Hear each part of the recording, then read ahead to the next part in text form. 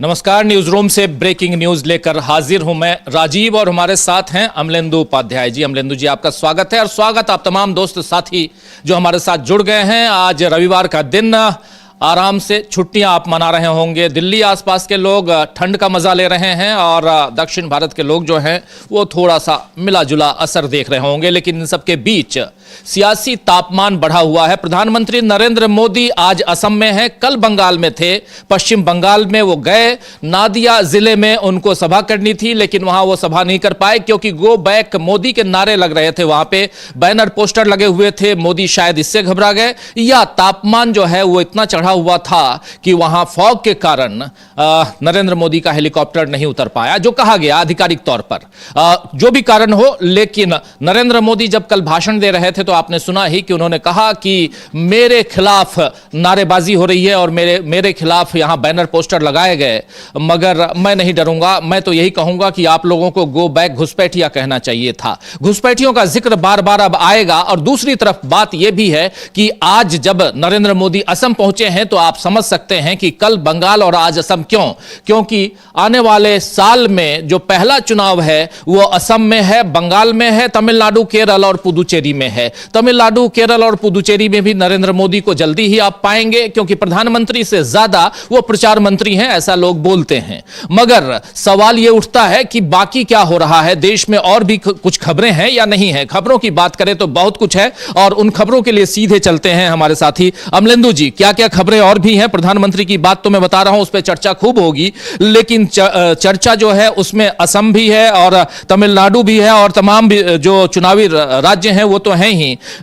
इन सब के बीच ओडिशा भी और गुजरात भी और ऐसे दूसरे राज्य, दिल्ली भी, जहां अरावली की खुदाई की बात चल रही है और उसका विरोध हो रहा है। तो खबरें बहुत हैं और मनरेगा भी खबरों में से एक है जिसको समाप्त कर दिया गया है। जल्दी ही वो कानून, नया कानून, जी राम जी कानून आ जाएगा, लेकिन इसका कितना विरोध होने वाला है, इसके लिए कांग्रेस पार्टी कितनी तैयारियां करने वाली है, इन सब पर भी हम बात करेंगे। और बात एक और भी है कि आरएसएस प्रमुख मोहन भागवत को आखिर आज क्यों सफाई देनी पड़ रही है कि उनका संगठन राजनीतिक संगठन नहीं है। इन सब की चर्चा, लेकिन और मनरेगा से शुरू करते हैं। और ओडिशा से क्या खबरें हैं?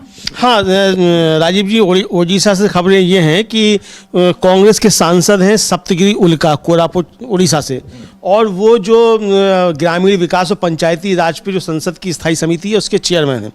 उन्होंने 29 दिसंबर को एक बैठक बुला ली है उस पंचायती राज समिति बैठक की, उसकी संसदीय समिति की, और उसमें ये चर्चा करेंगे कि जो मनरेगा था और जो नया जी राम जी आया है इसमें क्या अंतर है। अब ये राजीव जी एक तरीके से इसकी समीक्षा जो है वो हो जाएगी दोनों कानूनों की, और ये अगर दोनों कानूनों की समीक्षा होती है तो फिर ये कानूनी पचड़े में बिल जाकर फंस सकता है राष्ट्रपति के हस्ताक्षर से पहले ही। राष्ट्रपति अगर इस पर हस्ताक्षर कर भी देती हैं और ये चूंकि बैठक बुला ली गई है तो फिर ये समझा जाएगा कि संसदीय प्रक्रिया चालू थी, उसके बीच में राष्ट्रपति ने हस्ताक्षर कर दिए, और उसके बाद अगर होती है तो उस पर संकट हो सकते हैं। दूसरी बात यह है कि जो संसदीय समितियों की स्थायी जो समितियां होती हैं उनके जो अध्यक्ष होते हैं उनको विशेषाधिकार प्राप्त होते हैं, तो वो सदस्यों के विरोध के बावजूद अपना मत दे सकते हैं। अब अगर उस बैठक में उन्होंने अपना मत दे दिया कि ये कानून पुराना अच्छा था और नया कानून खराब है और इसको निरस्त किया जाए, तो फिर एक संकट फंस जाएगा संवैधानिक तौर पे कि राष्ट्रपति इस पे हस्ताक्षर करें कि नहीं करें। अगर राष्ट्रपति ने हस्ताक्षर कर दिए तो कैसे कर दिए, जब ये मामला पंजाब से भी खबर आ रही है कि खबर आ रही है पंजाब में विधानसभा का विशेष सत्र बुला लिया गया है इसको लेकर, और बंगाल से भी खबरें, बंगाल में भी इसको लेकर काफी ज्यादा विरोध हो रहा है। वहां उन्होंने अपनी एक योजना जो है स्थानीय, उसको महात्मा गांधी के नाम से जोड़ा है, कर्मश्री, महात्मा गांधी कर्मश्री योजना, जिसकी घोषणा कर दी थी ममता बनर्जी ने कि अब हम यहां पर महात्मा गांधी का नाम लेके आ रहे हैं। महात्मा गांधी से कितना डर है बीजेपी को, आरएसएस को, ये आप सब अच्छी तरह से जानते हैं। अगर डर नहीं होता तो फिर आरएसएस के ही नाथूराम गोडसे ने हत्या नहीं की होती, और आरएसएस का इसके साथ क्या संबंध था, ये सब कुछ अब दस्तावेजों में दर्ज है, इसलिए यहां कहने में कोई गुरेज नहीं है। लेकिन सवाल यह उठता है कि इन सब के बीच भी दो खबरें और हैं। एक खबर तो यह है कि पंजाब में निकाय चुनावों के रिजल्ट आ रहे हैं जहां बीजेपी के बल्ले बल्ले बताए जा रहे हैं। और महाराष्ट्र में माफी चाहूंगा, महाराष्ट्र में। और दूसरी तरफ खबर यह भी है कि बीजेपी को चंदे में कोई कमी नहीं आई है, चंदे के धंधे में बीजेपी सबसे आगे है। इस खबर को भी आप तक रखेंगे। हमारे साथी यश को मैं बुलाऊंगा थोड़ी देर में और वो बताएंगे कि ये चंदे का धंधा और उसमें बीजेपी कैसे फल फूल रही है। और इलेक्टोरल बॉन्ड्स का जो मामला उजागर हुआ था पिछले साल, आप याद कीजिए अमलेंदु जी, 2024 चुनाव से पहले, और सुप्रीम कोर्ट के आदेश के बाद इलेक्शन कमीशन को इलेक्टोरल बॉन्ड्स को पब्लिक करना पड़ा था। उसके बाद अब ये पब्लिक बीच बीच में चुनाव आयोग को करना पड़ता है और उसी में कैसे ट्रस्ट की तरफ से पैसे बहुत ज्यादा मिल रहे हैं बीजेपी को। लगभग 80%, 90% तक बीजेपी के खाते में चंदे जा रहे हैं। और बाकी तो यहां पर जो कहा जाता है कि लेवल प्लेइंग फील्ड जो है वो कितना दूसरे जो राज्य, दूसरे जो पार्टियां हैं, दूसरे राज्य में जो पार्टियां काम कर रही हैं, जो वहां की जो छोटी पार्टियां हैं, इन सब क्या करेंगी ये आने वाले चुनाव में, क्या ये चुनाव लड़ भी पाएंगी या नहीं लड़ पाएंगी, इन सब पर निगाहें सबकी टिकी हुई हैं। और इन सब के बीच एक खबर और भी है, बिहार से भी है, कि दनादन एफआईआर किए जा रहे हैं, एफआईआर हो रही है नीतीश बाबू के ऊपर। बीजेपी चुप क्यों है? क्या बीजेपी नीतीश बाबू से पल्ला झाड़ना चाहती है, पीछा छुटाना चाहती है? ये भी हम समझेंगे। तो आज बहुत कुछ जो उसको थोड़ा सा समेटने की हम कोशिश कर रहे थे, लेकिन सबसे पहले ये चंदे के धंधे में चलते हैं। जरा यश को मैं बुलाना चाहता हूं। यश, आइए जरा हमारे पास और समझें कि आखिर चल क्या रहा है और इस धंधे में कितनी कमाई हो चुकी है इनको, बीजेपी को। जी धन्यवाद राजीव जी। राजीव जी, फरवरी 2024 की बात करें तो सुप्रीम कोर्ट ने जो चुनावी बॉन्ड होता है उसको असंवैधानिक घोषित कर दिया था। और उसके पीछे जो मंशा थी, उसके पीछे जो हमारी सोच थी, हम ये सोच रहे थे कि अब जो चुनाव बॉन्ड्स हैं, चुनावी बॉन्ड्स, इलेक्टोरल बॉन्ड्स हैं, उनकी जो एक तरह से जो आवाजाही होती है पार्टियों में, उसमें कमी आएगी, उसकी रफ्तार में कमी देखी जाएगी। लेकिन ऐसा कुछ भी नहीं हुआ। तस्वीर इसके बिल्कुल उलट नजर आ रही है राजीव जी। पिछले अगर हम फाइनेंशियल ईयर की बात करते हैं तो बीजेपी की तिजोरी में कोई कमी नहीं आई है, बल्कि पैसों की आवाजाही अभी भी बरकरार है, बदस्तूर जारी है। और किस पार्टी को कितना चंदा मिला है इसकी जानकारी भी सामने आई है। बात यह बतानी भी जरूरी है कि जब चुनावी बॉन्ड्स बंद हो गए हैं तो पैसे फिर किस तरीके से आ रहे हैं। तो ये पैसे आ रहे हैं चुनावी ट्रस्ट की तरफ से आ रहे हैं। यानी पहले आप एक ट्रस्ट बनाइए, एक कंपनी है, वो कंपनी किसी ट्रस्ट को पैसा देगी और उस ट्रस्ट के जरिए फिर चुनावी पार्टियों के पास ये पैसा पहुंचेगा। यानी तरीका बस बदला है, लेकिन चुनावी बॉन्ड्स जो हैं, जो पैसे आने का तरीका है, वो बिल्कुल नहीं बदला है। बात कर लें कि किस पार्टी को ट्रस्ट सबसे ज्यादा पैसा देने वाला ट्रस्ट है। जी बिल्कुल, इसमें पूरे आंकड़े हैं और किस पार्टी को कितना पैसा मिला है, किस ट्रस्ट के जरिए मिला है, इसकी पूरी जानकारी है राजीव जी। इसमें हम अगर बात करें तो बीजेपी को 3112 करोड़ रुपए मिले हैं, जो कि सबसे ज्यादा है। टोटल पैसे कितने हैं? टोटल पैसे हैं राजीव जी 3811 करोड़ रुपए। यानी आप देख लीजिए कि पूरा ये जो, अगर मैं आपको आंकड़ा बता रहा हूं 3811 करोड़ रुपए, तो इसका 82% निकल के आता है 3112 करोड़ रुपए। यानी सब कुछ तो बीजेपी की ही तिजोरी में चला गया। दूसरी बात करते हैं कांग्रेस की। कांग्रेस को आप देखिए कहां, बीजेपी को 3112 करोड़ रुपए मिल रहे हैं राजीव जी, और कांग्रेस को मिल रहा है महज 299 करोड़ रुपए। यानी ये जो बड़ा भारी भरकम आंकड़ा है 3800 करोड़ का, उसका महज 8% कांग्रेस के खाते में गया है और बाकी जो बचा वो छोटी पार्टियों में बंट गया राजीव जी। तो सवाल यही है कि बीजेपी के पास पैसे की आवाजाही बिल्कुल नहीं रुक रही, वो पैसे बिल्कुल आ रहे हैं उसके पास। चाहे सुप्रीम कोर्ट कुछ भी फैसला सुना दिया हो 2024 में, हम ये मान रहे थे कि अब जो पैसे की जो रफ्तार है वो थोड़ी सी धीमी होगी, लेकिन रफ्तार अभी भी जो है बरकरार है।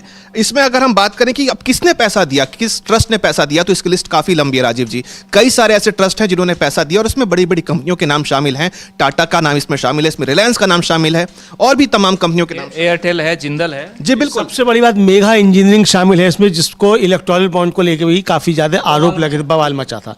तो वो मेघा इंजीनियरिंग जो है वो भी इसमें शामिल है।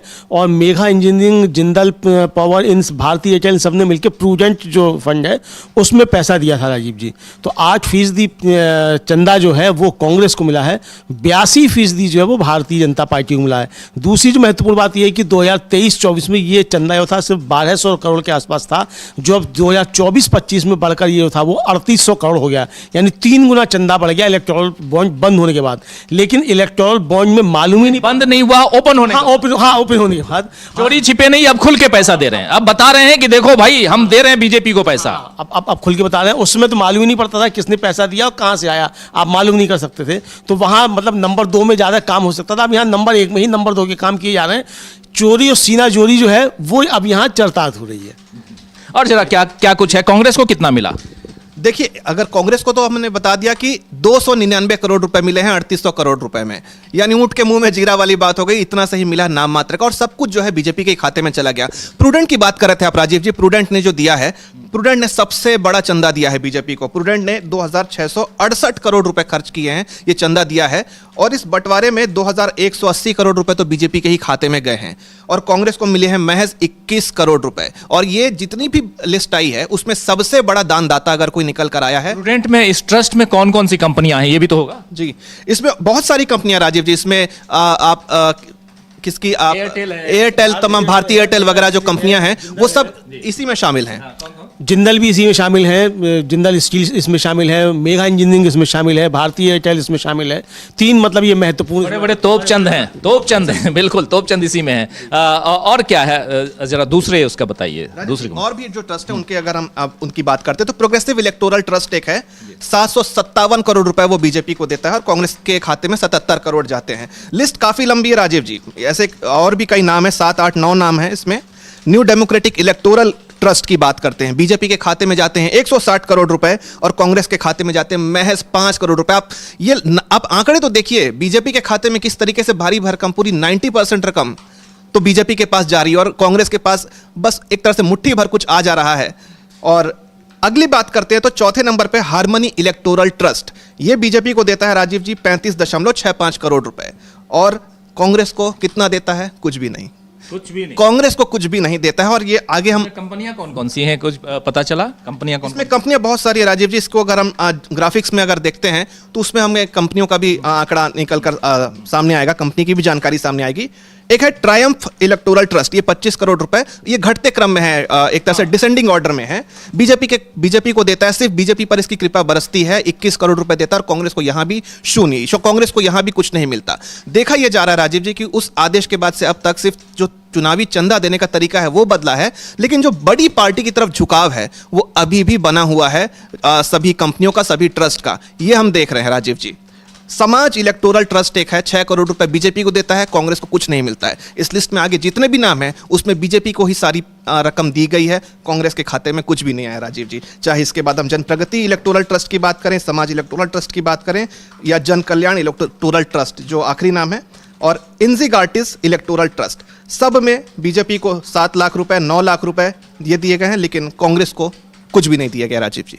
बहुत शुक्रिया यश आपका, बहुत सारी जानकारी, बहुत महत्वपूर्ण जानकारी यश दे रहे थे कि कैसे चंदे के धंधा में बीजेपी आगे है, और बीजेपी से भी आगे, बीजेपी को आगे रखने में ये जो धंधेबाज लोग हैं, यानी जो व्यापारी हैं, वो कितना यहाँ पर ट्रस्ट दिखा रहे हैं बीजेपी के प्रति, वो दिखाई दे रहा है। लेकिन इसका कारण क्या हो सकता है? जब ये ओपन नहीं था तब इतना चंदा नहीं, तब 1200 करोड़ रुपए का चंदा, जब ओपन हो गया है तो 38 लगभग 4000 करोड़ रुपए, लगभग 4000 करोड़ रुपए, ये 4 गुना बढ़ जाना, ये क्या मायने रखता है, कैसे देखा जाए अमलेंदु जी? और यहां पर सबसे बड़ी बात ये कि कांग्रेस बहुत पीछे, बाकी दल मिलके मात्र 10% शेयर, और कांग्रेस 8%, और 82%, 82% बीजेपी के पास।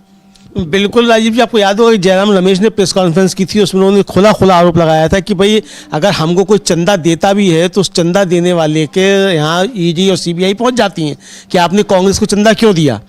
तो ये समझा सकता है जी। अब इसी तरीके से जो प्रोग्रेसिव इलेक्टोरल ट्रस्ट है उसने 917 करोड़ जुटाए, और इसमें से उसने 914.97 करोड़ रुपए जो था वो डोनेशन दिया, और इसमें से राजीव जी 81% राशि जो है वो उसने भाजपा को दे दी। और इसके मुख्य जो डोनर्स थे उनमें टाटा समूह की कंपनियां थी, जिसमें Tata Sons, Tata Consultancy Services, Tata Steel, Tata Motors और टाटा पावर शामिल हैं। तो आप समझ सकते हैं राजीव जी कि जिस तरीके से एयर इंडिया बिका और जिस तरीके और तमाम चीज़ें सामने आई टाटा के साथ संबंधों को लेकर, तो ये साफ तौर पर देखा जाता है। टाटा वही है राजीव जी की अब गए थे RSS के कार्यालय में भी, रतन टाटा साहब जो थे गए थे, तो ये आरएसएस से क्या संबंध है इसका, वहाँ नमस्ते सदा वत्सले करने का और बीजेपी को चंदा मिलने का, ये सारे भी अब सूत्र जो है वो तलाशे जा रहे हैं। हालांकि कहा जाता था कि टाटा बिरला एक समय में कांग्रेस के बड़े नज़दीकी हुआ करते थे, और आज क्या है राजीव जी, ये भी देखने वाली चीज़ है। तो जब कांग्रेस के नज़दीकी हुआ करते थे तब कांग्रेस को तो चंदा नहीं दिया इस तरीके से, लेकिन जब नज़दीकी नहीं है भाजपा की, तब भाजपा को झोली भर भर के चंदा दिए दे रहे हैं। यानी 80% से ज़्यादा चंदा जो है वो भाजपा को दिया जा रहा है और मतलब 18% में सबको निपटाया जा रहा है। तो ये सामने आ रहा है। तो जो आरोप था कांग्रेस का, वो आरोप यही है कि किस तरीके से अगर कोई चंदा दे भी देता है तो उसके यहाँ फिर ईडी और सीबीआई पहुंच जाती हैं। यश कुछ और जानकारी लेके आ रहे हैं। यश, राजीव जी, जो ट्रस्ट्स हैं, नौ ट्रस्ट हैं, उनकी जानकारी तो अभी हमने साझा की ही। कौन कौन सी कंपनियां हैं जिन्होंने इन ट्रस्ट को पास किया पैसा और इन ट्रस्ट के जरिए फिर बीजेपी के पास गया पैसा, उनकी भी हम बात करते हैं। सबसे पहले जो हम प्रूडेंट ट्रस्ट की बात करते हैं, जो सबसे बड़ा दानदाता बनकर सामने आया है, इसमें एयरटेल, भारतीय एयरटेल जो कंपनी है, टेलीकॉम कंपनी, उसका नाम शामिल है। मेघा इंजीनियरिंग का नाम इसमें शामिल है और जिंदल कंपनी जो है, जिंदल स्टील कंपनी है मुख्य रूप से, उसका नाम इसमें शामिल है। वो इस दानदाता में शामिल है। प्रूडेंट ट्रस्ट के जरिए इसने बीजेपी को चंदा देने का काम किया, जो कि सबसे बड़ा चंदा गया है बीजेपी के पास। सेकंड नाम जो था राजीव जी, प्रोग्रेसिव ट्रस्ट का नाम, इसमें टाटा सन्स है, इसमें टीसीएस है, टाटा स्टील है, टाटा मोटर्स है, यानी टाटा समूह जो है पूरा, उसकी जो विभिन्न कंपनियां हैं, उन सभी ने मिलकर अलग अलग अपनी कंपनियों के जरिए बीजेपी को चंदा देने का काम किया है। तो प्रोग्रेसिव ट्रस्ट के पीछे टाटा का नाम छिपा हुआ है। बात करते हैं अगर न्यू डेमोक्रेटिक ट्रस्ट की, तो महिंद्रा एंड महिंद्रा समूह जो है, उस समूह ने पैसा दिया है न्यू डेमोक्रेटिक ट्रस्ट के जरिए। Harmony trust Reliance industries, Ambani की कंपनी है, रिलायंस इंडस्ट्रीज समर्थित जो तमाम कंपनियां हैं, उन्होंने दिया है और कुल 35.65 करोड़ रुपए का दिया है, जिसमें कांग्रेस के पास कुछ भी नहीं गया। रिलायंस समर्थित है। अडानी अंबानी की बात तो चलती ही है, तो अंबानी ने दे दिया अपने मित्र नरेंद्र मोदी को। अगर ये कहा जाए तो इसमें कुछ भी गलत नहीं होगा। बात करते हैं ट्रायम्फ की, तो इसमें भी विभिन्न कॉरपोरेट घराने हैं और उसके बाद जो है उसमें किसी भी कंपनी का नाम तो शामिल नहीं है, लेकिन उसमें भी यही देखा गया है कि भले उसमें कंपनी का नाम सामने नहीं आया है, या ऐसी कंपनियां हैं जो बहुत बड़ी कंपनियां नहीं है या लिस्टेड कंपनियां नहीं है राजीव जी, लेकिन उनका भी जो झुकाव वो पूरी तरफ से बीजेपी की तरफ ही दिखा है। बिल्कुल, बहुत बहुत शुक्रिया, बहुत शुक्रिया। लेकिन ये दिख रहा है अमलेंदु जी कि यहाँ पर एक तरफ कंपनियां हैं जो पैसा, जो भरोसा जता रही हैं नरेंद्र मोदी की सरकार पर, नरेंद्र मोदी की पार्टी यानी बीजेपी पर, और दूसरी तरफ नरेंद्र मोदी हैं कि अभी से चुनाव प्रचार में लग गए हैं। आज पहुंच गए हैं असम, और असम, लेकिन थोड़ी सी चर्चा असम की होनी चाहिए, बात होनी चाहिए। असम में पिछले 2 बार से बीजेपी की सरकार है, डबल इंजन सरकार कहते हैं, और कांग्रेस काफी मजबूती के साथ इस बार फाइट कर रही है। गौरव गोगोई ऑलरेडी वहां के प्रभारी बना दिए गए हैं। गौरव गोगोई के पिताजी मुख्यमंत्री रह चुके हैं, 15 साल रहे मुख्यमंत्री। वो सब कुछ इतिहास में दर्ज है, हम लोगों ने उसकी चर्चा की है। लेकिन आज की तारीख में क्या इतना आसान है असम? प्रधानमंत्री नरेंद्र मोदी को बार बार, चाहे असम हो या बंगाल हो, क्या हम और जाते हुए देखेंगे? जबकि चुनावी मोड में आ चुके हैं। मनरेगा का मामला, उस पर भी एक वीडियो काफी सुप्रिया श्रीनेत ने वो किया है, जिसको लिखा है किस तरह से निकाला गया, किस तरह से पूरे वेल में थे, उसको भी दिखाएंगे हम लोग। हाँ, दिखाएंगे। और उसमें तो मजेदार बात राजीव जी ये कि उस वीडियो को संसद टीवी ने हटा दिया था और उसको किरण रिजिजू ने ट्वीट कर दिया। तो ये सुप्रिया श्रीनेत कह रही हैं कि बिल्कुल आपने सही किया, ये आपका लिए शुक्रिया कि आपने ये ट्वीट जो था, ये वीडियो आपने ट्वीट कर दिया, जिससे मालूम पड़ा कि कांग्रेस ने इस विरोध का किस तरीके से विरोध किया था और उनके सदस्यों को बाहर फेंकवा दिया गया और ये किया गया। लेकिन राजीव जी, आपने असम को लेकर सवाल पूछा, यहाँ एक चीज़ बहुत समझने वाली है कि पिछले चुनाव में भी राजीव जी, जो असम विधानसभा चुनाव हुआ था, उसमें परसेंटेज ऑफ वोट जो था वो कांग्रेस का बीजेपी से ज़्यादा था, लगभग 1% ज़्यादा था। सीटों के मामले में बीजेपी जो थी वो हाथ मार गई थी। लेकिन पिछली बार जो था कांग्रेस ने एक तरह से कहा जाए अपना मुख्यमंत्री का चेहरा कोई घोषित नहीं किया था, और उस समय जो कांग्रेस की एक नेत्री थी सुष्मिता देव, उनके पिता भी वहाँ बड़े नेता थे, संतोष मोहन देव उनकी वो पुत्री हैं, वो उस समय कांग्रेस में थी। और तरुण गोगोई और इनके ये गौरव गोगोई और सुष्मिता देव के बीच में काफ़ी ज़्यादा चसल्स की खबरें आती रहती थी, और उसमें आरोप ये थे कि सुष्मिता देव ने थोड़ा सा कांग्रेस के विरोध में काम भी किया था। उसके बावजूद वहाँ अच्छे तरीके से कांग्रेस ने प्रदर्शन किया। अब वो सुष्मिता देव जो है वो चली गई हैं टीएमसी में जी।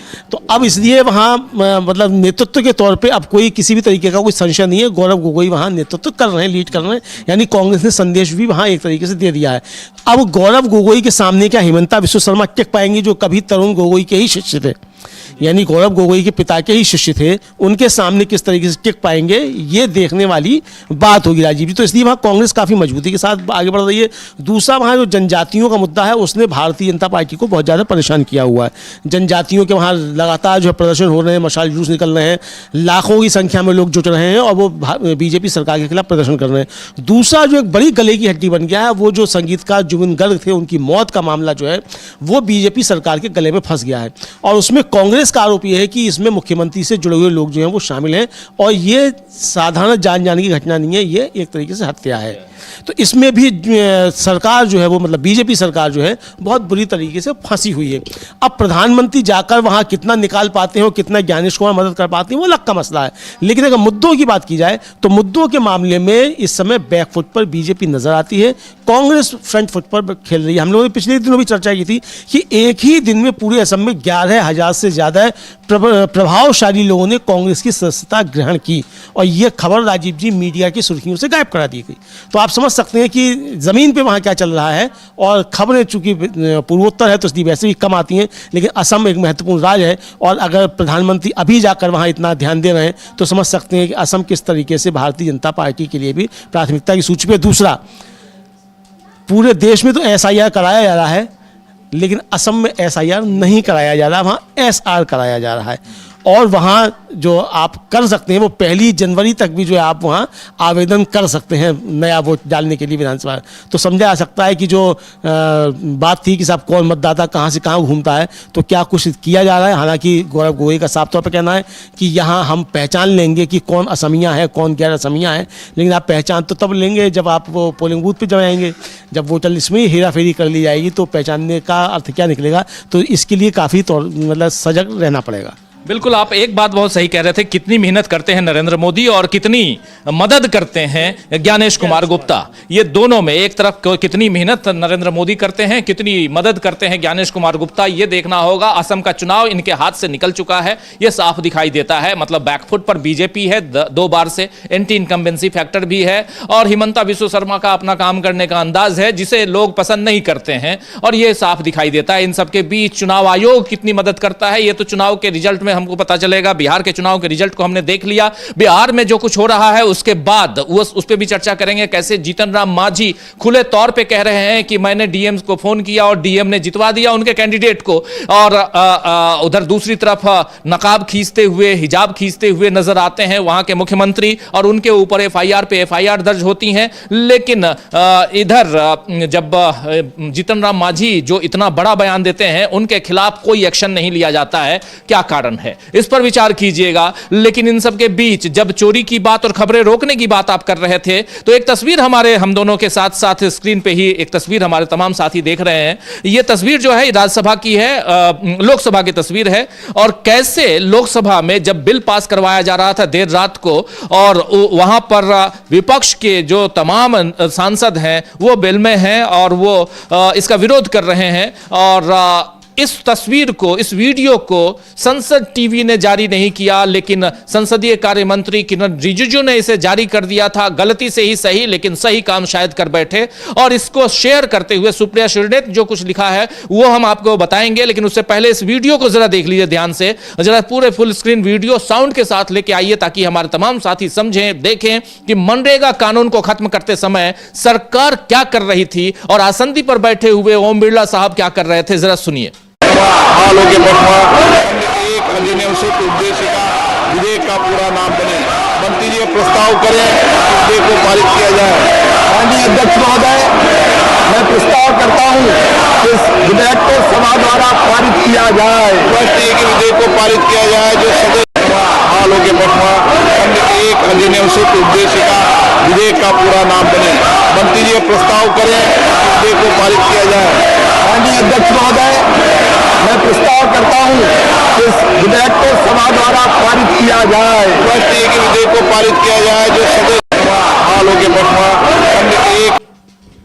तो देख रहे थे आप किस ढंग से इतना गंभीर, इतना इंपॉर्टेंट एक मुद्दा, एक विधेयक जिसे पारित करवाया गया और इसमें कम से कम यहां वोटिंग करवाई जाती, लेकिन वोटिंग नहीं। और जब विपक्ष पूरा का पूरा वेल में है, विरोध कर रहा है, तख्तियां लिए हुए है, लेकिन चूंकि हमको अपना काम करना है, हमको यह बिल पास करवाना है, जी राम जी बिल पास करवाना है, लोकसभा से करवाया जा रहा है। इस फुटेज को संसद टीवी ने जारी नहीं किया था, लेकिन बड़ी जिम्मेदारी के साथ इस फुटेज को हम आप तक पहुंचा रहे हैं। और सुप्रिया श्रीनेत जो कांग्रेस की प्रवक्ता हैं, उन्होंने शेयर किया है किरण रिजिजू के जरिए। किरण रिजिजू जो सत्ता पक्ष के हैं, और क्या लिख रही हैं सुप्रिया श्रीनेत, जरा देख लीजिए। सुप्रिया श्रीनेत यहां पर साफ साफ लिख रही हैं कि झूठ बोलने के चक्कर में किरण रिजिजू जी ने वो वीडियो शेयर कर दी जिसे संसद टीवी ने ब्लैकआउट कर दिया था, जिसे संसद टीवी ने ब्लैकआउट कर दिया था। इसमें साफ दिख रहा है कि कैसे कांग्रेस सांसदों ने लोकसभा में काले कानून विकसित भारत जी राम जी बिल, यहां सुप्रिया श्रीनेत ने लिखा है वीवी ग्रा बिल का जमकर विरोध किया। हमारे एमपी, यहां पर 2 एमपी का नाम लिखा है, और इनके उससे समझ में नहीं आ रहा है किनका किनका नाम है, लेकिन 2 नहीं बल्कि 1 2 3 गोपीनाथ है, फिर 4 कानत हैं, और फिर डीएमके के मुरुसोली हैं, और सीपीएम के सूबे 4 मुदरई हैं। ये सचिव महोदय की मेज पर खड़े थे। सचिव महोदय के जहां नीचे जो रहते हैं वहां मेज पर खड़े थे और मांग कर रहे थे कि यह जनविरोधी बिल पारित न किया जाए, पर नियमों का पालन करने के बावजूद सरकार ने उन्हें बाहर फिकवा दिया। सदन ठीक से नहीं चला, कोई ढंग से बहस नहीं हुई, हर प्रक्रिया को ताक पर रख दिया गया, जिससे कि श्रमिक विरोधी वीवी ग्रा बिल जबरन पारित हो सके। यह सनक और तानाशाही नहीं तो और क्या है? यह असल में नरेंद्र मोदी की असली मानसिकता है। गांधी मिटाओ, संसद को चुप कराओ, गरीब विरोधी कानून, काले कानून थोपो, लेकिन समय बड़ा बलवान है। इतिहास और वक्त दोनों याद रखेंगे कि जब मोदी मजदूरों के हक पर बुलडोजर चला रहे थे, तब इस देश का विपक्ष एक साथ एकजुट होकर उसके खिलाफ डटकर खड़े थे।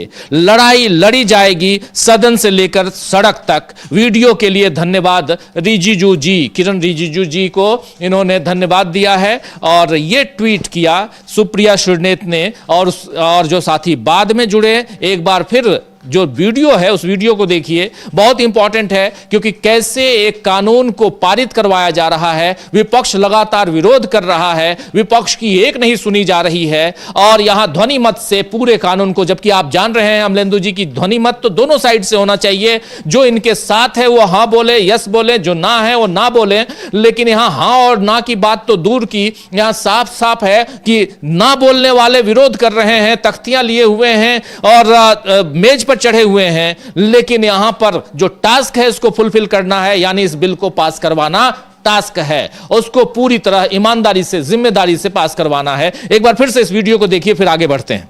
हालों के एक अधिनियम से उद्देश्य का विधेयक का पूरा नाम बने, मंत्री जी प्रस्ताव करें, विधेयक को पारित किया जाए।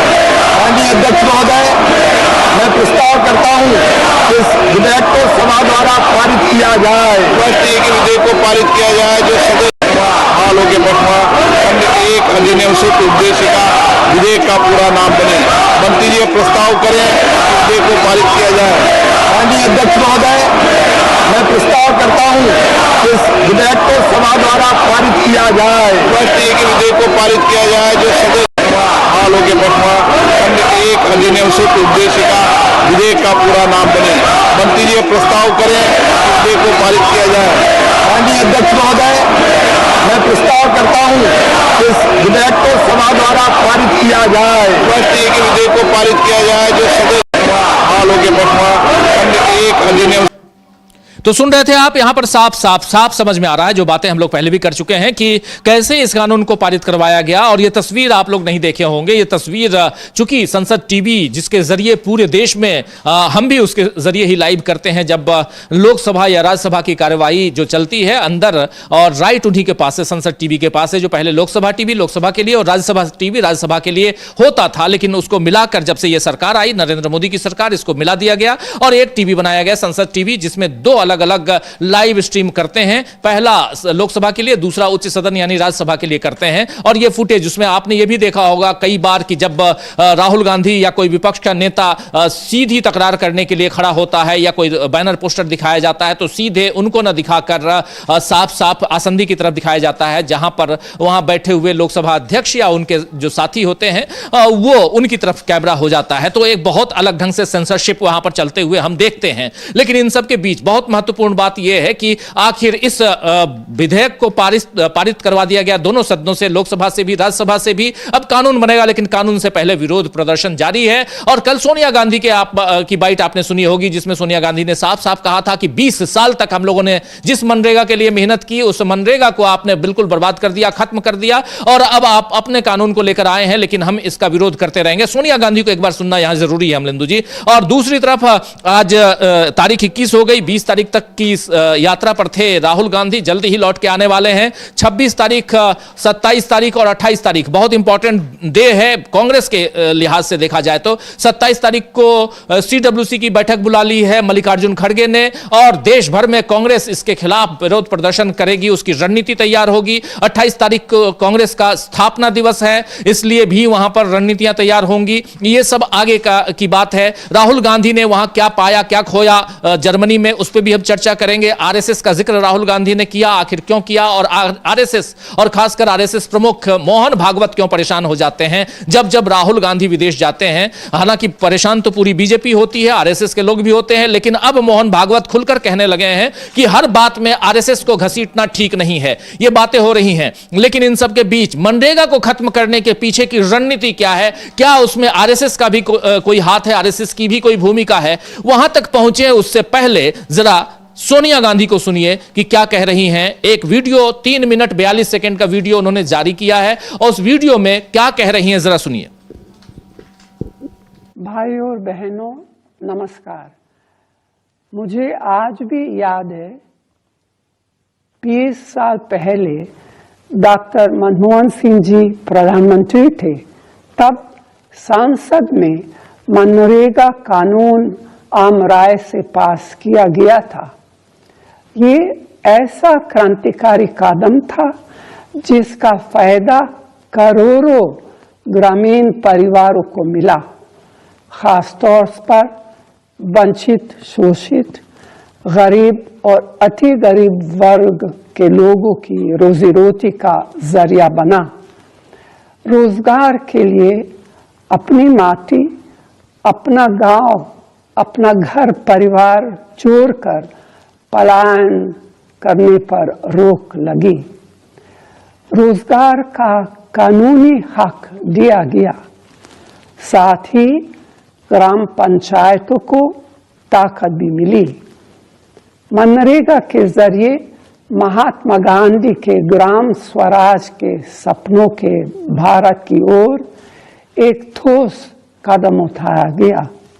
पिछले 11 सालों में मोदी सरकार ने ग्रामीण क्षेत्रों के बेरोजगार, गरीबों और वंचितों के हितों को नजरअंदाज कर मनरेगा को कमजोर करने की हर कोशिश की, जबकि कोविड के वक्त ये गरीब वर्ग के लिए संजीवनी साबित हुआ। लेकिन बहुत अफसोस की बात है कि अभी हाल में सरकार ने मनरेगा का रूप बिना विपक्ष को बदल दिया गया, और किस तरह रोजगार मिलेगा यह जमीनी हकीकत से दूर दिल्ली में बैठकर सरकार तय करेगी। कांग्रेस का मनरेगा को लाने और लागू करने में बड़ा योगदान था, लेकिन यह पार्टी से जुड़ा मामला कभी नहीं था। यह देश हित और जनहित से जुड़ी योजना थी। मोदी सरकार ने इस कानून को कमजोर करके देश के करोड़ों किसानों, श्रमिकों और भूमिहीन ग्रामीण वर्ग के गरीबों के हितों पर हमला किया है। इस हमले का मुकाबला करने के लिए हम सब तैयार हैं। 20 साल पहले अपने गरीब भाई बहनों को रोजगार का अधिकार दिलवाने के लिए मैं भी लड़ी थी। आज भी इस काले कानून के खिलाफ लड़ने के लिए प्रतिबद्ध हूँ। मेरे जैसे कांग्रेस के सभी नेता और लाखों कार्यकर्ता आपके साथ खड़े हैं। तो लाखों कार्यकर्ता कह रही हैं कि आपके साथ खड़े हैं, यानी मनरेगा के खिलाफ जो अभी सरकार कर रही है इस योजना को ही, इस स्कीम को या इस कानून को सरकार ने बिल्कुल खत्म कर दिया, नया कानून ले आई। उस कानून में बहुत कुछ ऐसा है जो मनरेगा में था और यहाँ नहीं है, इसीलिए उस पुराने कानून को फिर से बहाल करने के लिए हम लोग लाखों कार्यकर्ता हम लोग सड़कों पर उतरेंगे, लड़ेंगे। ये बात यहाँ सोनिया गांधी कह रही थी। सोनिया गांधी की अपील काफी मायने रखती है, लेकिन इन सबके बीच जब बातें और खबरें अलग अलग आ रही हैं तो एक खबर और भी है अमलेंदु जी, रेलवे का किराया बढ़ गया है। जी राजीव जी, अच्छे दिन आ गए हैं और 26 दिसंबर से रेलवे ने किराया बढ़ा दिया है। जो जनरल क्लास है उसमें 500 किलोमीटर से ऊपर जो है वो 10 रुपये बढ़ा दिया गया है। प्रति किलोमीटर 2 पैसे की बढ़ोतरी की गई है। ये एसी क्लास का किराया भी और नॉन एसी दोनों जो है ये बढ़ाया गया है। 2 पैसे प्रति किलोमीटर ये बढ़ा दिया है। और दावा ये किया गया है रेलवे के बयान में कि इससे 600 करोड़ रुपए की एक्स्ट्रा रेवेन्यू रेलवे को मिलेगी। अब ये एक्स्ट्रा रेवेन्यू मिलेगी, ये जाएगी किसकी जेब में ये नहीं बताया गया है बयान में, लेकिन ये बताया गया कि 600 करोड़ रुपए की एक्स्ट्रा रेवेन्यू मिलेगी। तो यानी अब 26 दिसंबर से यात्रीगण कृपया ध्यान दें, अपनी जेब जो है वो हल्की करवाने के लिए तैयार रहें। जी, यात्रीगण कृपया ध्यान दें, है ना।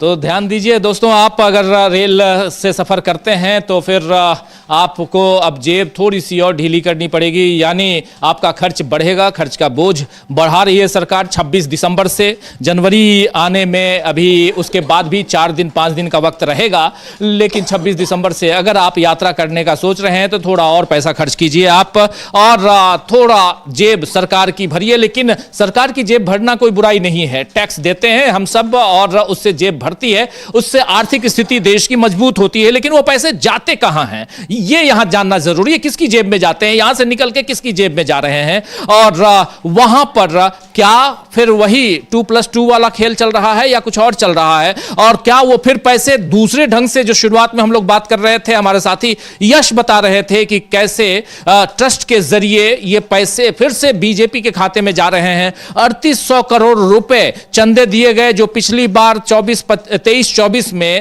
1200 करोड़ रुपए चंदे थे, और वो चंदा सीधे 3 गुना बढ़कर 3 गुना से भी ज्यादा बढ़कर 3800 करोड़ रुपए हो जाता है। और फिर देखिए कि उसमें से कितना ज्यादा 3200 करोड़ के लगभग बीजेपी के खाते में चला जाता है, यानी 82-83% तो सीधे बीजेपी के खाते में। यानी एक पार्टी है जो कहीं नहीं, दूर दूर तक किसी दूसरे पार्टी से पीछे नहीं, वो बहुत आगे है। दूसरी पार्टी जो लेवल प्लेइंग फील्ड की बात होती है, और कहा जाता है कि देश में अगर डेमोक्रेसी चाहिए तो लेवल प्लेइंग फील्ड होना चाहिए, समान ढंग से समतल जमीन तैयार होनी चाहिए, एक ही पिच पे खेलिए तो मजा आएगा। आपके लिए कोई और पिच, हमारे लिए कोई और पिच, आपके लिए बहुत आसान पिच, हमारे लिए बहुत मुश्किल पिच, तो कैसे खेल पाएंगे।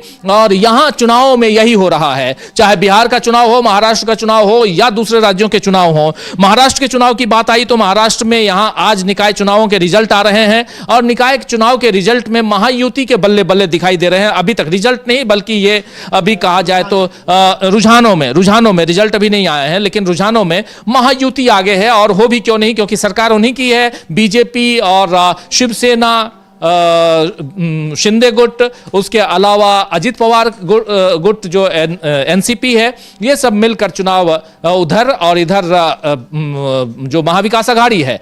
चलिए उस पे आगे भी बात होगी, और खासकर जब अभी बीएमसी के चुनाव होंगे और दूसरे कॉर्पोरेशन के चुनाव होंगे तो उस पे भी हम बात करेंगे। लेकिन यहां पर सबसे बड़ी बात यह आ रही है अमलेंदु जी कि इससे थोड़ा, जब चुनावों की हम बात कर रहे हैं तो बिहार में जो चल रहा है उस पर चर्चा जरूरी है। देखिए, 2 कैरेक्टर्स बिहार में आ गए हैं। एक कैरेक्टर है आज का वर्तमान मुख्यमंत्री, और दूसरा कैरेक्टर है आज का केंद्रीय मंत्री, लेकिन वो भी पूर्व मुख्यमंत्री है। जब नीतीश बाबू, जीतन राम मांझी, नीतीश बाबू ने साल भर के लिए जब वो किया था, छोड़ा था।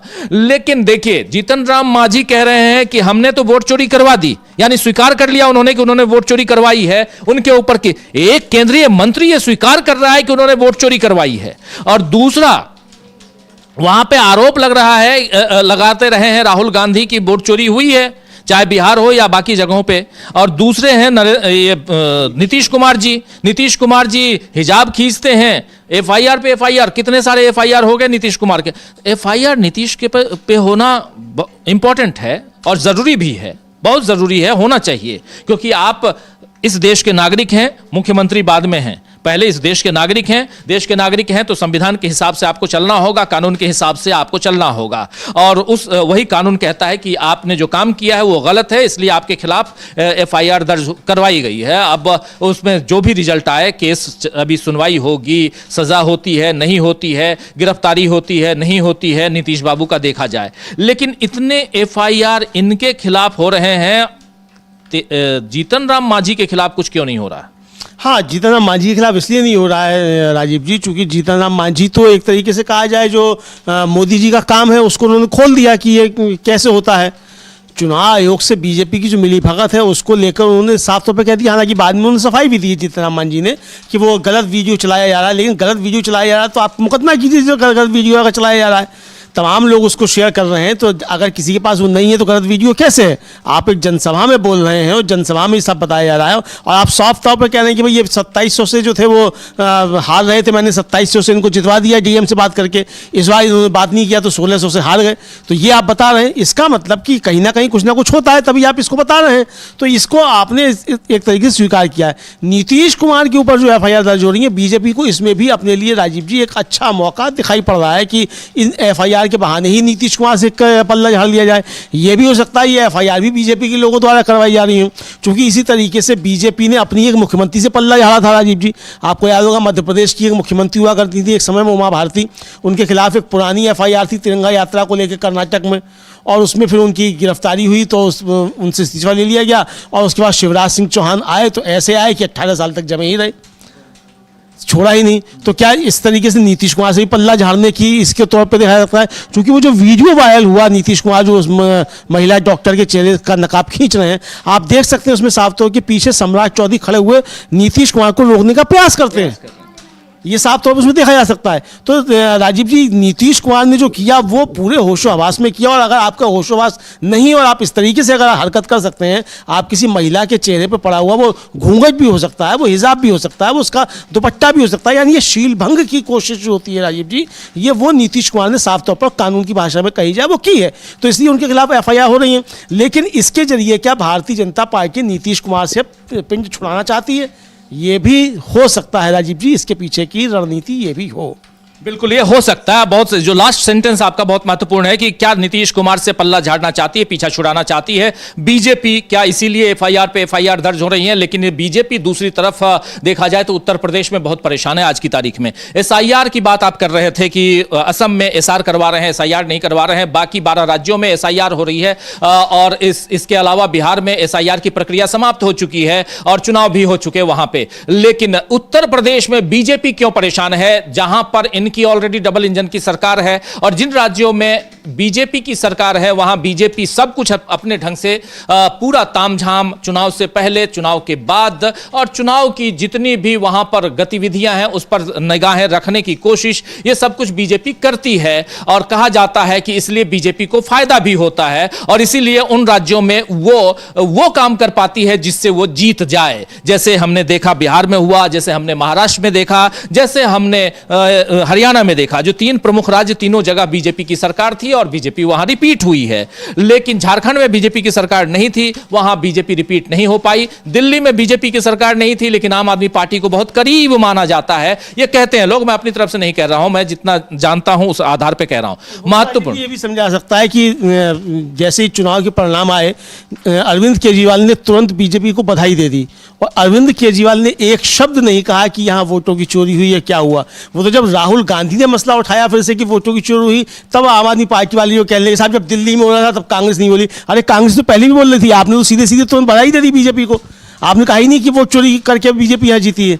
तो ये मिली भगत जो आरोप लगते रहते हैं, तो वो ये इसको साबित भी करते हैं राजीव जी। बिल्कुल बिल्कुल, कई जगह ये साबित करते हैं कुछ नेता, कुछ पार्टियां ऐसी हैं जिसको बार बार कहा जाता है, जिसको आजकल बी टीम भी कहते हैं। चलिए उससे थोड़ा सा निकल रहे हैं और निकलें, और हम यहाँ चर्चा क्यों एसआईआर की चर्चा और उत्तर प्रदेश की चर्चा इसलिए कर रहे हैं क्योंकि कल उत्तर प्रदेश में बीजेपी के जो राष्ट्रीय अध्यक्ष हैं, अभी तक तो वो कार्यकारी थे लेकिन पता नहीं वो कब से राष्ट्रीय बन गए और कार्यकारी नए आ गए, क्योंकि कहा तो यही जा रहा था कार्यकारी हैं वो, क्योंकि उनका कार्यकाल 3 साल पहले खत्म हो चुका था और एक्सटेंशन पे कह सकते हैं एक्सटेंडेड प्रेसिडेंट ऑफ बीजेपी, ये कह सकते हैं अंग्रेजी में। तो एक्सटेंडेड प्रेसिडेंट ऑफ बीजेपी जो हैं, हालांकि अभी लिखा जा रहा है बीजेपी के प्रेसिडेंट, बीजेपी के अध्यक्ष, राष्ट्रीय अध्यक्ष साहब ने कल मीटिंग ली लखनऊ में और वो बहुत चिंतित हैं इसलिए क्योंकि कहना है कि समाजवादी पार्टी के लोग अपने बीएलए के जरिए, जो बूथ लेवल अधिकारी उनके हैं, उनके जरिए, एजेंट्स के जरिए अपने मतदाताओं के वोट जो हैं वो बचा रहे हैं, बनवा रहे हैं, वोटर आईडी कार्ड बनवा रहे हैं, उस लिस्ट में एसआईआर के जरिए उस लिस्ट में अपना नाम रखवा रहे हैं अपने वोटर्स के। लेकिन बीजेपी के लोग ये काम नहीं कर पा रहे हैं अच्छी तरह से और इसलिए बीजेपी के मतदाताओं के वोट कट रहे हैं। ये उत्तर प्रदेश में इसकी चिंता क्यों हो रही है, ये समझना जरूरी है कि उत्तर प्रदेश में आखिर नड्डा साहब की मीटिंग क्यों हुई, जबकि ये काम जो है ये नड्डा का नहीं है, ये काम एसआईआर का काम अगर देखा जाए। और एसआईआर की समीक्षा भी की थी बीच में योगी आदित्यनाथ ने। योगी आदित्यनाथ कई जिलों में गए थे। एसआईआर की समीक्षा आप नहीं कर सकते क्योंकि यह काम चुनाव आयोग का है और चुनाव आयोग स्वायत्त संस्था है, उसमें किसी का हस्तक्षेप नहीं है। कोई उसमें अपनी बात अपना योगदान देना चाहता है, जब तक कि चुनाव आयोग ना चाहे तब तक आप नहीं दे सकते। और ऐसे में आप समीक्षा कर रहे हैं, इंटरनल समीक्षा कीजिए आप, उसमें कोई यहां दिक्कत नहीं है, लेकिन आप एक्सटर्नली आप जाके मिलके और चुनाव उसमें बीएलओ से भी मिलकर इन लोगों ने जो बैठक की थी बीच में, खासकर योगी आदित्यनाथ, वो गड़बड़ था। लेकिन चलिए ये क्या सही क्या गलत, यहां बीजेपी के शासन में हम इसकी चर्चा न करें तो बेहतर है, मगर चिंता क्यों है ये जानना जरूरी है कि चिंता में आखिर उत्तर प्रदेश को लेकर बीजेपी क्यों है।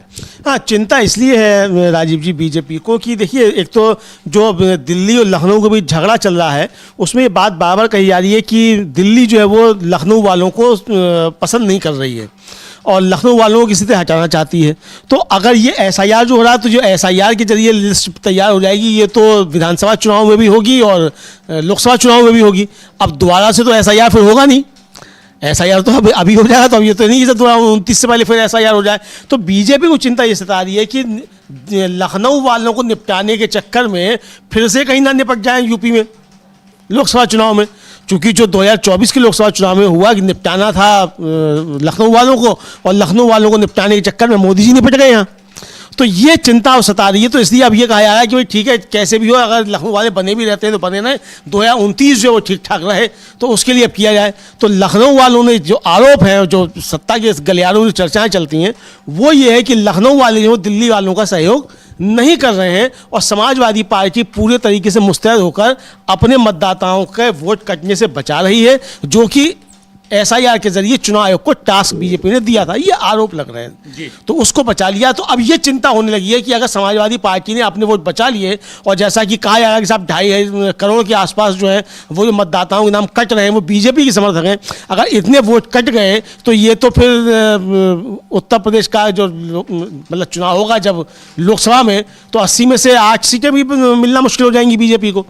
तो ये इसलिए जो है वो चिंता 2029 की अभी से बीजेपी को स्थान लगी है कि योगी जी को निपटाने के चक्कर में मोदी जी ही 2029 में यूपी से न निपट जाए। जी, उत्तर प्रदेश बहुत महत्वपूर्ण है। आप जानते हैं 80 सीटें लोकसभा की हैं, 80 सीटों में से 62 सीटें थी कभी बीजेपी के पास, और पिछले चुनाव में क्या हाल हुआ आपने देख लिया। 43 सीटें समाजवादी पार्टी और कांग्रेस ने मिलकर जीत ली थी। तो यहां की पॉलिटिक्स से दोस्तों थोड़ा सा बाहर निकालता हूं, आप लोगों को लेकर चलते हैं अमेरिका, जहां एप्स्टीन फाइल्स को लेकर काफी चर्चा होती रही और काफी दिनों से ये कयास लगाए जा रहे थे कि एप्स्टीन में वो फाइल जब आएगी तो उसमें भारत के भी कई नाम होंगे, और कुछ नाम उसका इशारा पहले से था भी। 1-2 ऐसी कहानियां, ऐसी बातें आई थी, कुछ लिखे हुए कुछ टेक्स्ट आए थे जिसमें नरेंद्र मोदी से सीधे सीधे नाता रिश्ता जोड़ा जा रहा था। लेकिन एक खबर यह आई है कि 16 फाइलें गायब हो गई हैं। वहां का जो विधि विभाग है, जो लॉ डिपार्टमेंट है उसने डिपार्टमेंट ऑफ जस्टिस ने पूरे डोजियर को सामने रखा है, लेकिन लॉ डिपार्टमेंट ने यह आरोप लगाया है कि 16 दस्तावेज गायब कर दिए गए हैं। क्या कुछ है, जरा मैं आराधना को बुलाना चाहता हूं, जरा आइए, और एब्स्टिन मामले में क्या चल रहा है, इस फाइल को कैसे यहां से गायब करवा दिया गया है कि गायब हो गई फाइलें, ये सब कुछ जरा उनके जरिए आराधना के जरिए समझते हैं। आराधना, लगातार आप कवर कर रही हैं इस मसले को, और ये खबर भी आ रही है, एक तो भारत से कनेक्शन की बात, और भारत, चलिए भारत को थोड़ी देर के लिए किनारे रखते हैं, डोनाल्ड ट्रंप से कनेक्शन की बात आ रही थी। शुरुआत में कुछ तस्वीरें भी ऐसी सार्वजनिक की गई थी, पब्लिक में थी, लेकिन अब कल जो फाइलें 3 लाख फाइलें शेयर की गई हैं, लेकिन उसमें कहीं ना डोनाल्ड ट्रंप हैं और ना भारत का कोई कनेक्शन है। कई लोग भारत की तरफ से अगर देखा जाए तो अच्छा है, प्रधानमंत्री नरेंद्र मोदी, उनका कुनबा जो थोड़ा सा डरा सहमा हुआ था वो अभी निश्चिंत हो गया है। लेकिन आज जो खबर है, ये चौंकाने वाली खबर है कि 16 फाइलें तो गायब कर दी गई हैं, ऐसी खबर है। जी बिल्कुल राजीव जी, एप्स्टीन फाइल्स को लेकर पहले से ही बहुत सारे सवाल थे और इन सभी सवालों के जवाब ढूंढे जा रहे थे। यही वजह रही कि ट्रंप प्रशासन पर भी दबाव पड़ा। अमेरिका में उन फाइल्स को सार्वजनिक किया गया, और जब सार्वजनिक किया गया तो जिस तरह से इन फाइल्स को पब्लिक किया गया उस पर कई सवाल उठ रहे हैं। आप पहले ये देखिए कि बात हुई थी सारी फाइल्स पब्लिक में लाने की, लेकिन सारी फाइल्स सामने नहीं आई। दूसरी बात कि आप जिस तरह से डिले कर रहे थे, 17 को करनी थी, 19 को हुई, 19 को भी देर रात पब्लिक हुई हैं, मतलब एक बिल्कुल आखिरी टाइम 19 तारीख को रात को 11:59 आखिरी, मतलब वो मिनट, आखिरी मिनट, और उससे कुछ घंटे पहले, 2-3 घंटे पहले आप लेके आते हैं। जी बिल्कुल, आप ये देखिए कि जिस तरह से इन फाइल्स को पब्लिक किया गया, फिर कई सारी फोटोज को ब्लर किया गया, पेजेस ब्लैक हैं, लगभग 100 से ज्यादा पेजेस तो पूरी तरह ब्लैक है, मतलब उनको पब्लिश करना ना करना एक ही बात हो गई। तो ऐसे कई सवाल उठ रहे हैं कि आखिर जब पूरी फाइल्स पब्लिक करनी थी तो क्यों नहीं की गई, और सवाल ट्रंप प्रशासन पर उठ रहा है, क्योंकि न्याय विभाग तो कह रहा है कि देखिए हम कितने ट्रांसपेरेंसी के साथ लेकर आए हैं, सारी फाइल्स हमने दिखा दी, वरना तो ये फाइल्स कभी बाहर भी नहीं आती अगर इस तरह से बवाल मचता तो वो अपना पक्ष साफ करने की पूरी कोशिश कर रहे हैं, लेकिन उनके जो एक्शंस है वो उन्हें ही फंसाते जा रहे हैं। पहले तो पूरी फाइल सामने नहीं आई, और अब खबर आ रही है कि 16 फाइल्स उसमें से गायब है, और खासकर वो फाइल्स जिसमें डोनाल्ड ट्रंप की तस्वीरें थी जेफरी एप्स्टीन के साथ।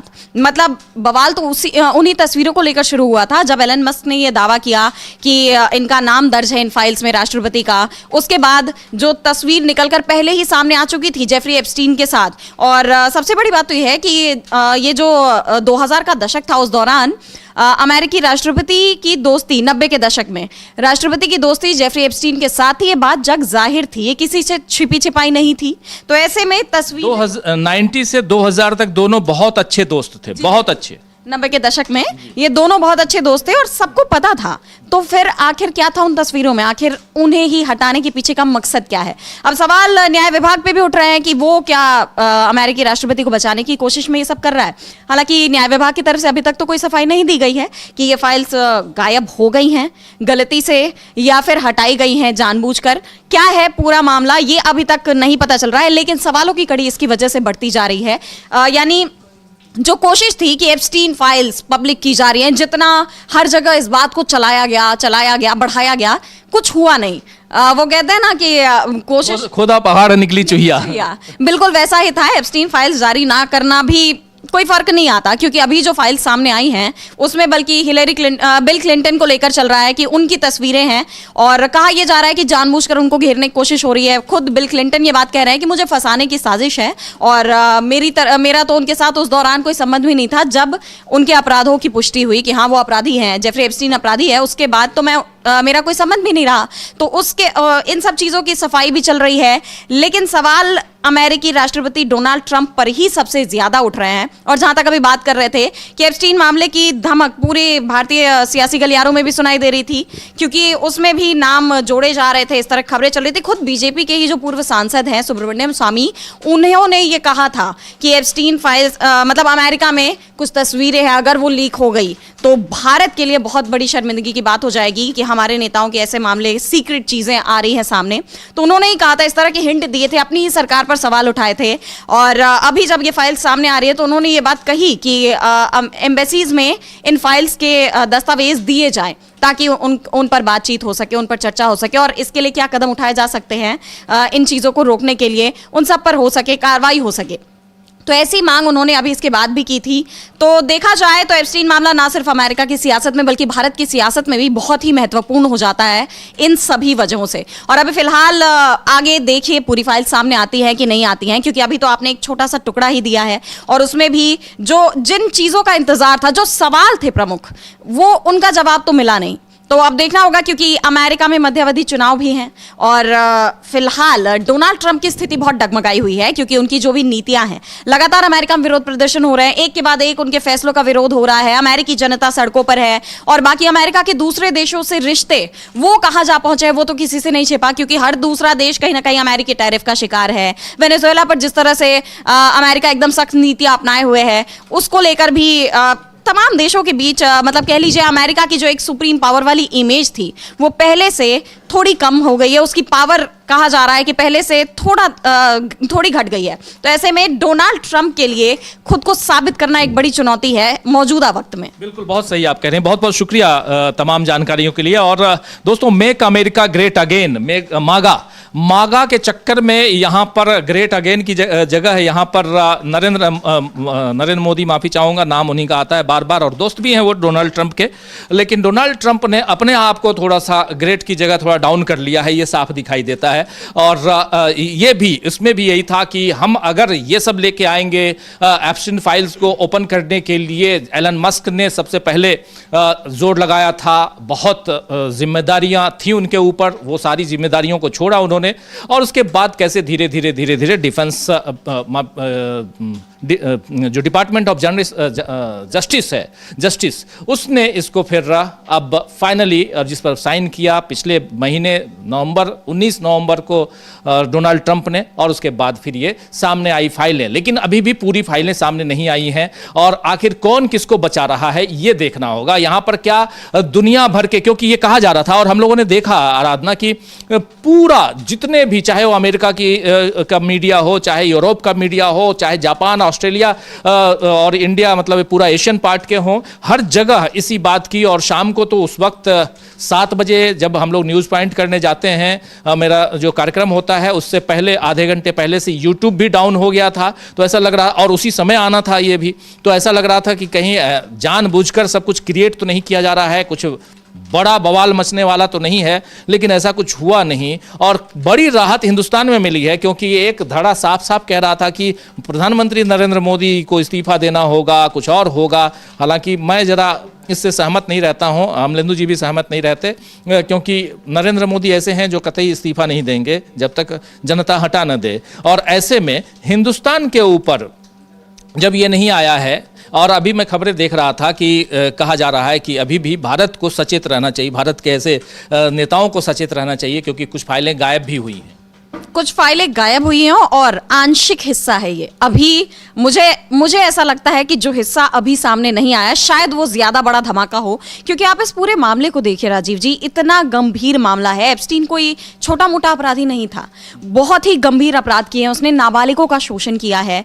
और सबसे बड़ी बात, उसकी मौत पर भी सवाल उठे थे कि जिस तरह दूसरे मुकदमे में जब उस पर सजा होनी थी तो उससे पहले ही उसने अपनी जान ले ली या उसकी जान ली गई, ये सवाल उठा था जब ये पूरा मामला उस वक्त सामने 2019 में जब उसकी मौत हुई थी। तो उसके बाद ये सवाल उठ रहे थे, क्योंकि अगर एप्स्टीन की मौत नहीं होती तो ये भी मुमकिन था कि कई और चेहरे निकलकर सामने आ सकते थे, और वो खुद को बचाने के लिए ऐसा कर सकते हैं कि एप्स्टीन की जान ली गई हो। इस तरह की तमाम चर्चाएं निकलकर सामने आई थी। और वहीं भारत में भी आप देखिए, अमेरिकी राष्ट्रपति डोनाल्ड ट्रंप और पीएम मोदी की दोस्ती जग जाहिर है, और कई मामले हैं अमेरिकी टैरिफ को लेकर ही। अब शायद ना कहें दोस्ती नहीं है, ये कहें तो ज़्यादा बेहतर होगा, इसलिए क्योंकि जहां ट्रंप पहुंचते हैं वहां नरेंद्र मोदी नहीं पहुंचते हैं, और ये ऑपरेशन सिंदूर के बाद से और टैरिफ लगाने के बाद से ज़्यादा हो रहा है। तो नरेंद्र मोदी बचने की कोशिश करते हैं, तो दोस्ती को किनारे रखते हैं।